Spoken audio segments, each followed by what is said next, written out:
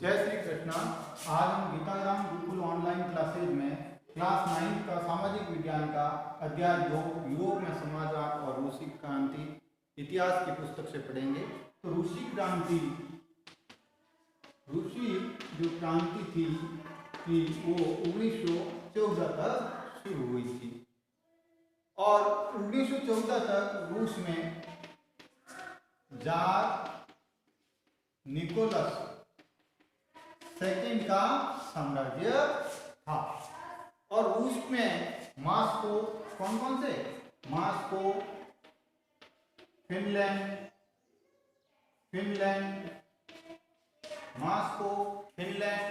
Latvia,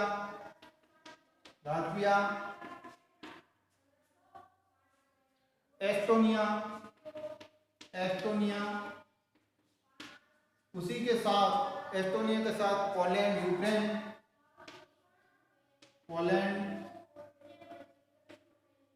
Ukraine एवं Belarus था। क्या था? बेलारूस का साम्राज्यवाद भी था। इसी के साथ प्रशांत महासागर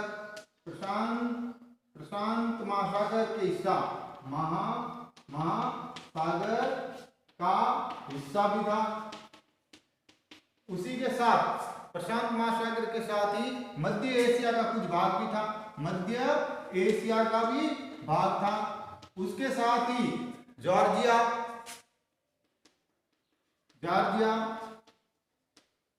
आर्मेनिया एवं अजरबैजान का भी हिस्सा उसके साथ था। वहां पर रूस में ग्रीक कौन सा एक शाखा है, ग्रीक ऑर्थोडॉक्स। क्या है? ग्रीक ऑर्थोडॉक्स एक ईसाइयों की शाखा है, धार्मिक शाखा है। उसी शाखा की एक उपशाखा है जिसका नाम है ग्रीस ऑर्थोडॉक्स क्रिश्चियन। क्या है? Orthodox Christianity. इस शाखा का जो चर्च था उसका बोलबाला था। क्या था? बोलबाला था। उस चर्च का वहां आधिपत्य था।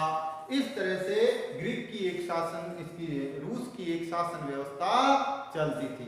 अब रूस का समाज और अर्थव्यवस्था क्या थी? अर्थव्यवस्था क्या थी? सारे लोग वहां खेती करते थे और लगभग 85% जनता, 85% जनता खेती पर और ग्रामीण क्षेत्रों से है जो निर्भर थी। क्या थी? ग्रामीण क्षेत्रों पर निर्भर थी। अनाज का वो निर्यातक था। क्या था? अनाज का रूस बड़ा निर्यातक था। क्या था? निर्यातक था, निर्यात किया जाता था।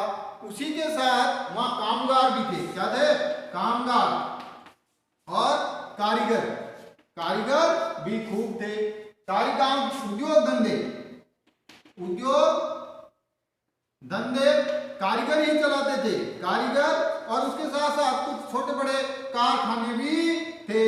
इस तरह से रूस की अर्थव्यवस्था चल रही थी। लेकिन धीरे धीरे 1890 में वहां औद्योगिकरण शुरू हुआ। क्या हुआ? औद्योगिकरण शुरू हुआ और उसी के साथ सेंट पीटर्सबर्ग, कौन सा? सेंट पीटर्सबर्ग और मॉस्को औद्योगिक शहरों के रूप में स्थापित होने लगे। जितनी भी संपत्ति थी, उद्योग धंधे थे, वो सारे निजी थे। क्या थे? सारे निजी उद्योग धंधे थे। उद्योग निजी थे, अर्थात निजी उद्योग थे तो अधिक लाभ की कामना थी। उद्योग निजी थे और कामगारों और मजदूरों का शोषण भी था। क्या था? शोषण भी था। समय समय पर हड़तालें भी होती थी और उद्योग धंधों में काम भी कई बार 15-15 घंटे है जो काम करवाया जाता था।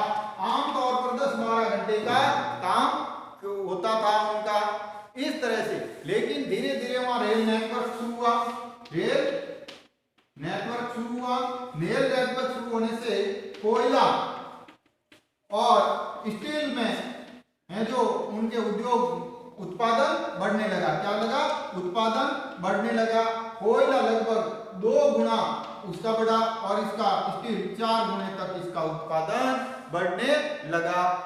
सारी खेती है जो देहाती खेती थी। क्या थी?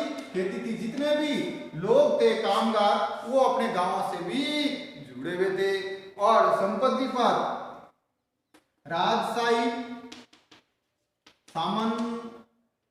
सामंतों और चर्च का है जो कब्जा था, उस पर उनका कब्जा था। किसान धार्मिक स्वभाव के भी थे, कुछ अपवाद भी थे जो धर्म को नहीं मानते थे। जो धर्म को नहीं मानते थे वो नवाबों को लगान नहीं देते थे। उनकी है जो इज्जत भी नहीं करते थे, उनका विरोध करते थे।